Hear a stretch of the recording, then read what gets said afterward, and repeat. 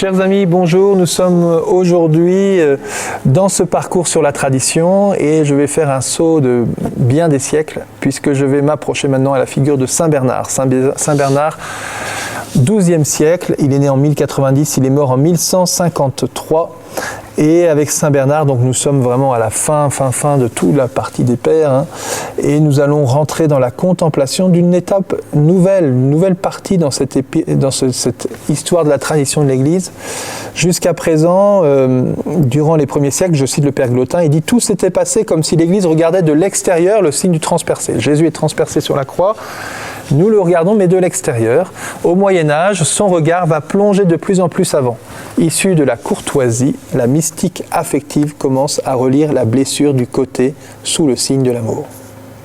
Voilà, nous avons essayé de comprendre avec Saint Augustin hier toute la dimension intellectuelle, le mystère de la foi. Nous avons vu avec les citations des pères que nous contemplons le mystère, mais encore une fois, pour paraphraser le Père Glotin, nous restons extérieurs. Et Saint Bernard, notamment avec toute sa lecture du Cantique des Cantiques, le bien-aimé est à moi, le bien-aimé, la blessure du bien-aimé pour sa bien-aimée, il est blessé, c'est une blessure d'amour au fond cette blessure. Voilà, Jésus, saisi par l'amour de son Église, par l'amour des hommes, va se laisser transpercer sur la croix. Il est ce chevalier qui vient donner sa vie pour sa dame, pour Notre-Dame, à ce temps où nous construisons les cathédrales. Eh bien, Notre-Dame, c'est l'amour de Jésus pour celle qu'il chérit. Et nous rentrons dans une autre attitude beaucoup plus affective, après avoir une partie beaucoup plus intellectuelle, conceptuelle, synthèse de la foi. C'était les questions des pères, forcément, ils avaient à définir le Christ, vrai Dieu, vrai homme, voilà, les natures, et tout ce vocabulaire du Christ, toutes ces définitions dogmatiques du Christ, eh bien aujourd'hui sont posées. Et nous pouvons rentrer dans une autre logique. Et nous arrivons dans une partie où la vie mystique va être importante. Alors, je voudrais vous donner, dans cette logique du Cantique des Cantiques, vraiment cette figure de Bernard. Bernard qui nous aide à rentrer de plus en plus dans ce texte du Cantique des Cantiques et à le lire d'une manière spirituelle, comme l'amour de l'époux pour son épouse. L'époux c'est le Christ, l'épouse c'est l'Église. Voilà comment nous pouvons rentrer de plus en plus dans cette mystique de la blessure d'amour du Seigneur et d'essayer de la méditer. Elle nous est peut-être beaucoup plus familière pour nous aujourd'hui, qui baignons avec Marguerite Marie et d'autres dans cette vie mystique. Combien de saints nous ont aidés à rentrer dans cette relation personnelle avec le Christ et de comprendre son amour. Donc je ne développe pas plus, je vous donne cette prière de Saint Bernard. Allons mes frères, allons dans cet aimable cœur pour n'en sortir jamais. Mon Dieu, si l'on ressent tant de consolation au seul souvenir de ce sacré cœur, que sera-ce de l'aimer avec tendresse? Que sera-ce d'y entrer et d'y demeurer toujours?